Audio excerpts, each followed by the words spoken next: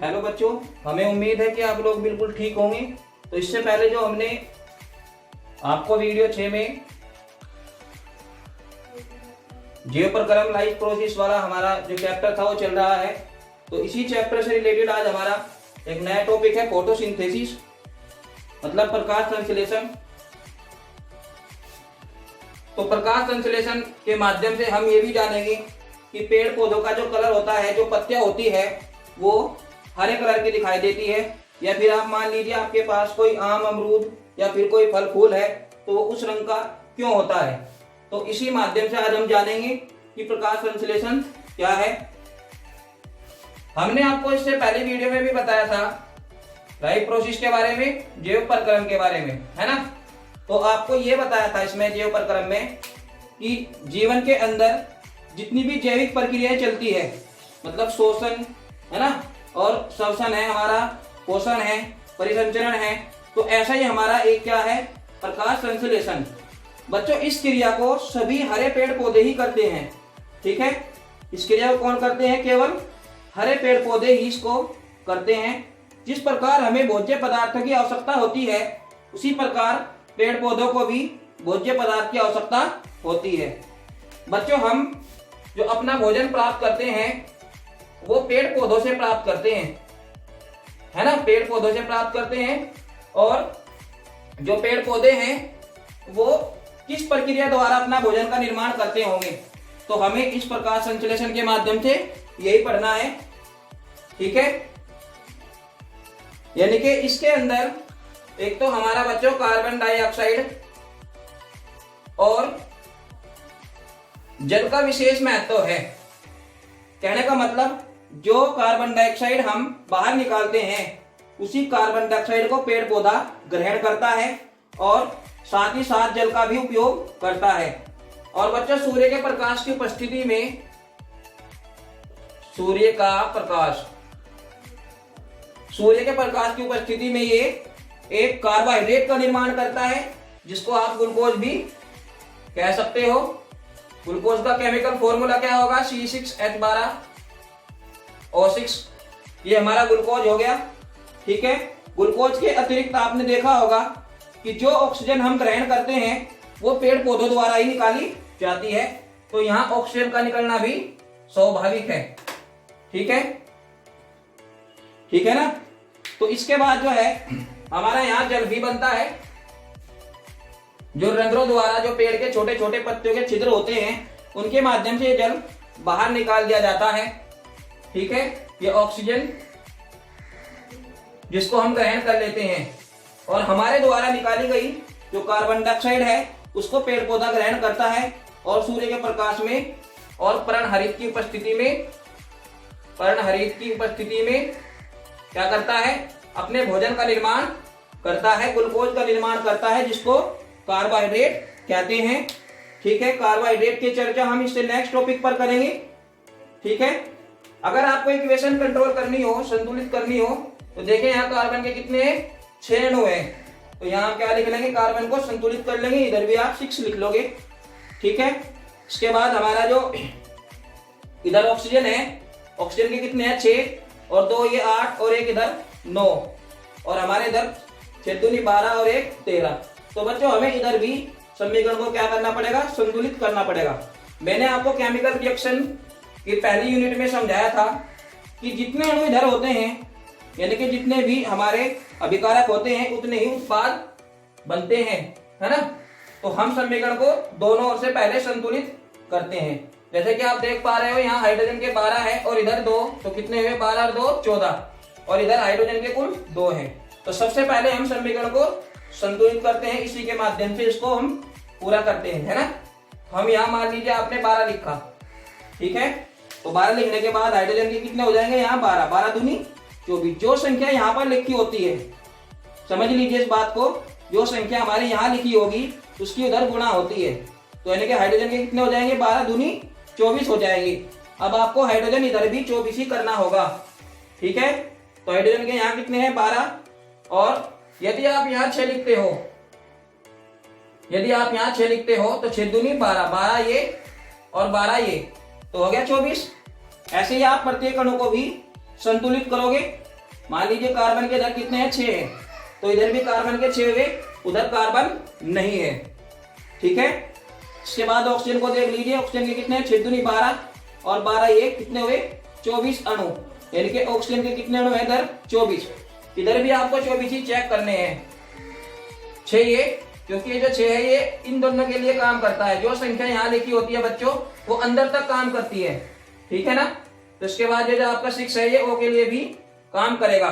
तो कितने हो जाएंगे ओ के, 6 और 6 12 और 2 14, यानी कि हमें कितने करने थे इधर, 24 करने हैं। मान लीजिए आपने इधर 6 लिखा तो 6 दूनी 12 है ना, 6 दूनी 12 ये और 6 ये कितने हो गए 18 और 18 6 24 अणु आपके हो जाएंगे। ठीक है, तो इस तरीके से आप इस समीकरण को संतुलित कर सकते हो।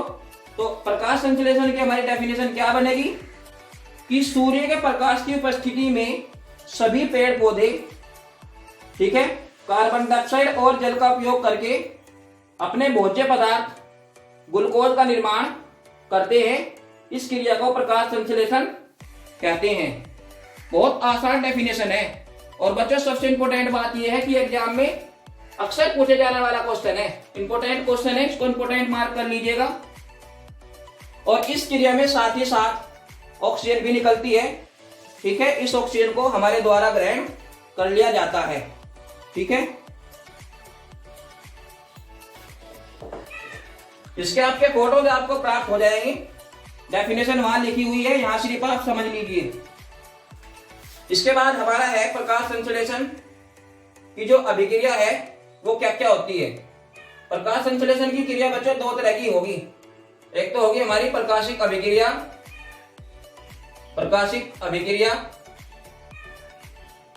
और दूसरा होगा हमारा अप्रकाशिक अभिक्रिया।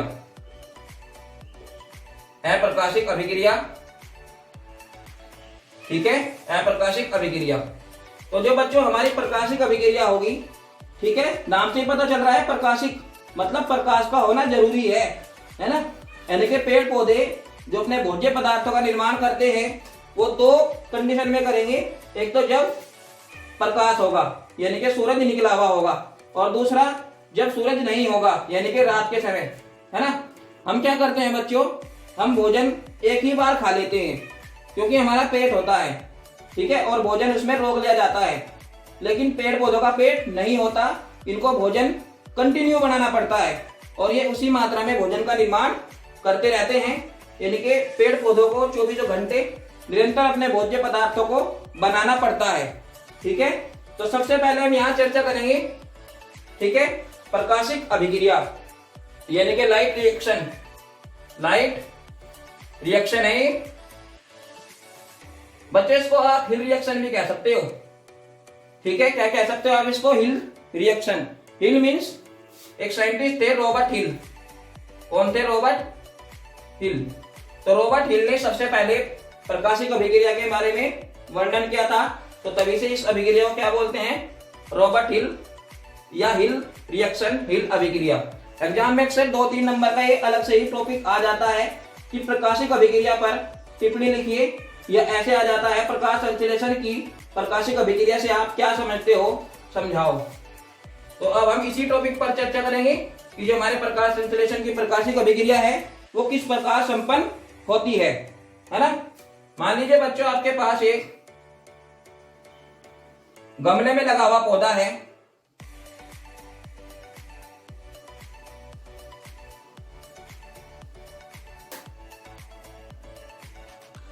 ये आपके पास एक पौधा है और आपको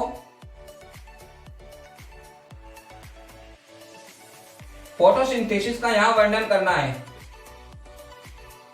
ठीक है, इस गमले को आप धूप में रख दोगे, मतलब सूर्य के प्रकाश की उपस्थिति में आप इसको रख दोगे। मान लीजिए यहां सूरज है, ठीक है, ये क्या है, सूर्य का प्रकाश है, सूर्य का प्रकाश। ठीक है, ये जैसे ही सूरज की किरणें इन पत्तों पर पड़ेगी, आपने देखा होगा सभी पत्तियों के ऊपर छोटे छोटे ब्रैकेट से होते हैं, इस तरह के होते हैं ना। आप उठाकर देख लीजिएगा, पत्ती के अंदर छोटे छोटे ब्रैकेट होते हैं। मैं इसको यहाँ बड़ा करके दिखा रहा हूं, तरह के कोष्ठ होते हैं, सभी पत्तों के ऊपर छोटे छोटे कोष्ठ होते हैं, ठीक है, इस तरह के, जिनको कॉर्टेक्स भी कह सकते हो आप। तो ये छोटे छोटे कोष्ठ होते हैं बच्चों, और इन कोष्ठकों के अंदर क्या होता है, टिश्यू होता है, जिसको आप उतक कहते हो, ठीक है। इसके बहुत छोटे छोटे पार्टों में क्या होता है, टिश्यू होता है, उतक कहते हो। उतक के बारे में आप पिछले साल यानी कि गत वर्षों में पढ़ चुके हो, 9th क्लास में उतक वाला चैप्टर आप पढ़ चुके हो, ठीक है। तो उतक के अंदर बच्चों क्या होता है, सेल्स होती है। मान लो हमने इसको छोटा करके दिखा दिया, छोटे भाग को इस तरीके से करके दिखा देंगे आप। मान लीजिए आपके पास यहाँ क्या है, एक कोशिका है, ठीक है, जिसको आप सेल कहते हो, ये कोशिका, ठीक है।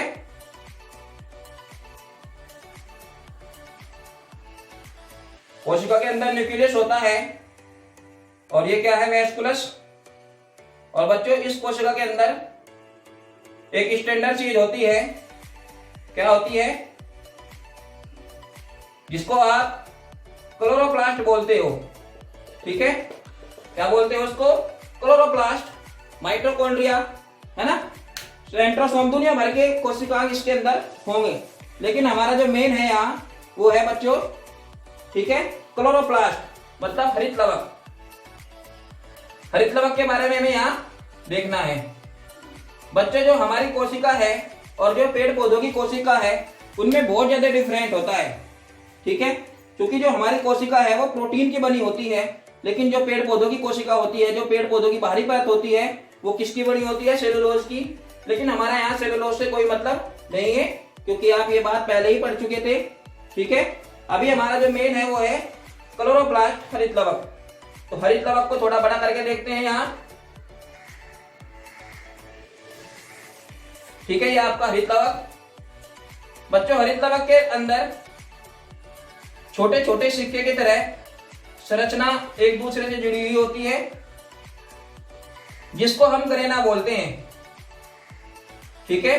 क्या बोलते हैं इसको, गरेना बोलते हैं, गरेना। एक सिक्के को बच्चों गरेना बोलते हैं, लेकिन जो इनका समूह है बहुत बड़ा, इसको हम गरेनम कहते हैं, ठीक है। इन सभी को एक साथ मिलाकर क्या बोलते हैं, गरेनम कहते हैं, और इसके एक सिक्कों को हम गरेना के नाम से जानते हैं, गरेना। और बच्चों जो इसके अंदर लिक्विड भरा रहता है, एक द्रव भरा रहता है, उसको हम स्टोरमा कहते हैं, स्टोरमा, ठीक है।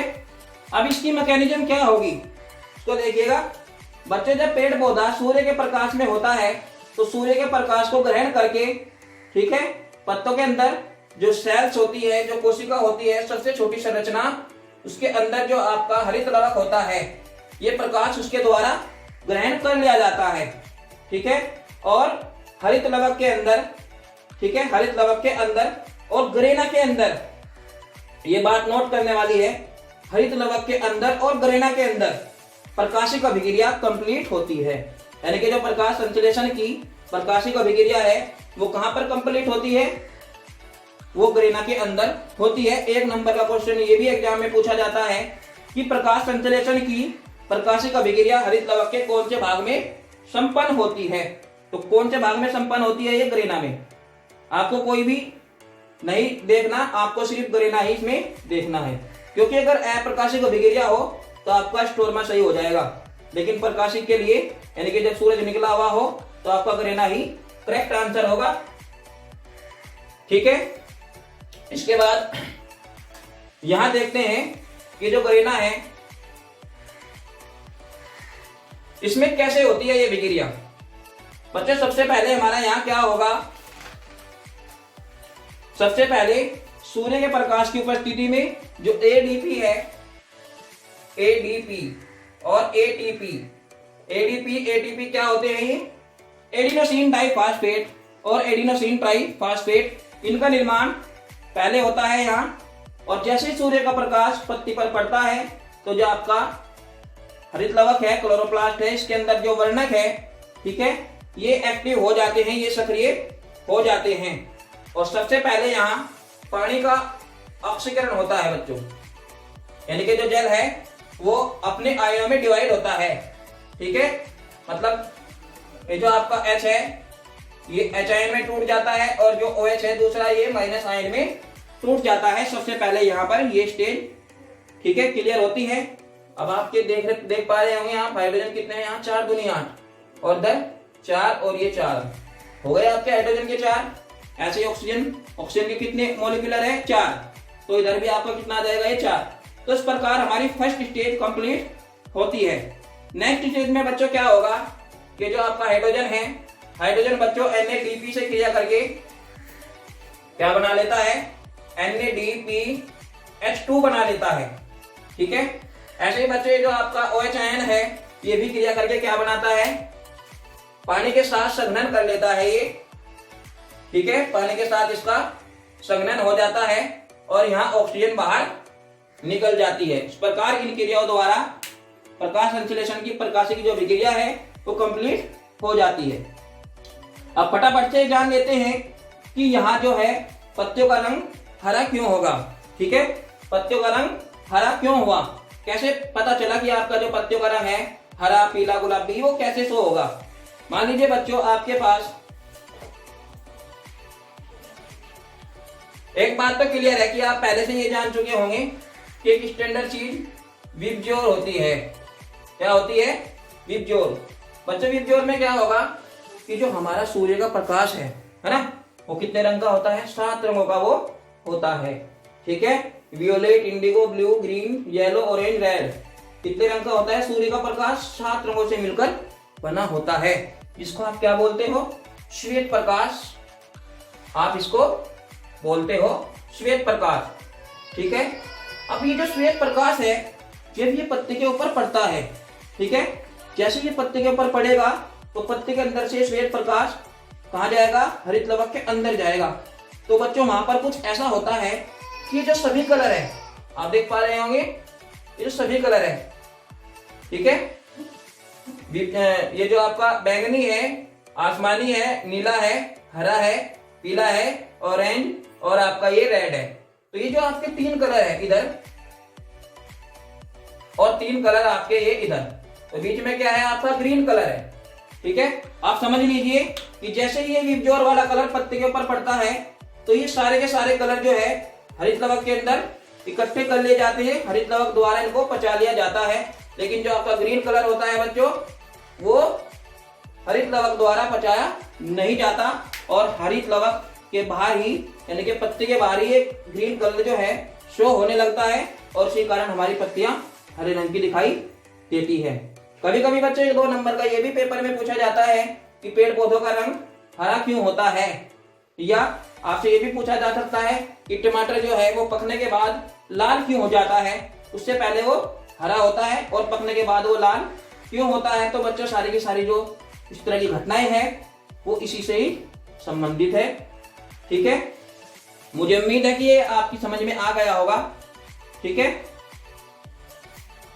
इसके बाद चर्चा करते हैं बच्चों कि जो हमारा अप्रकाशिक अभिक्रिया है वो कैसे होती है। अप्रकाशिक अभिक्रिया,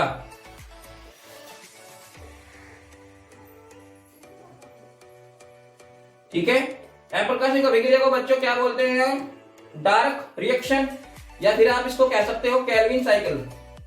क्या बोल सकते हैं आप इसको, केल्विन साइकिल। ठीक है, या केल्विन चक्र, साइकिल मीन चक्र, केल्विन चक्र।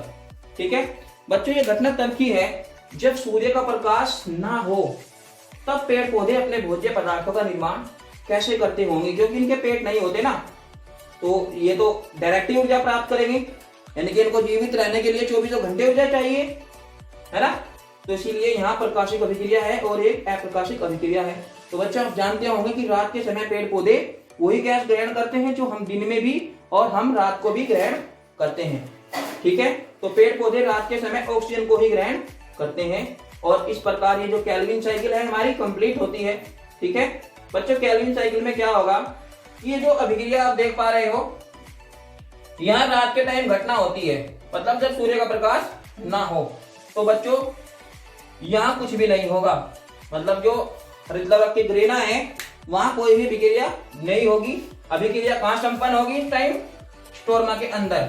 कहने का मतलब हरित लवक का जो लिक्विड भरा हुआ होता है उसी के अंदर अप्रकाशिक अभिक्रिया संपन्न होती है। ठीक है, कई बार एग्जाम में पूछा गया क्वेश्चन है कि अप्रकाशिक अभिक्रिया, ठीक है, हरित लवक के किस भाग के अंदर होती है। तो किस भाग के अंदर होती है? ये स्टोरमा के अंदर होती है। ठीक है, आपको जितना टॉपिक आज कराया गया है आपको इसके फोटोज प्राप्त हो जाएंगी। ठीक है, इसका पीडीएफ आपको प्राप्त हो जाएगा। ठीक है, नेक्स्ट टॉपिक पर आप वेट करिए, इसको कंप्लीट करिए, इसको याद करिए। ठीक है, धन्यवाद।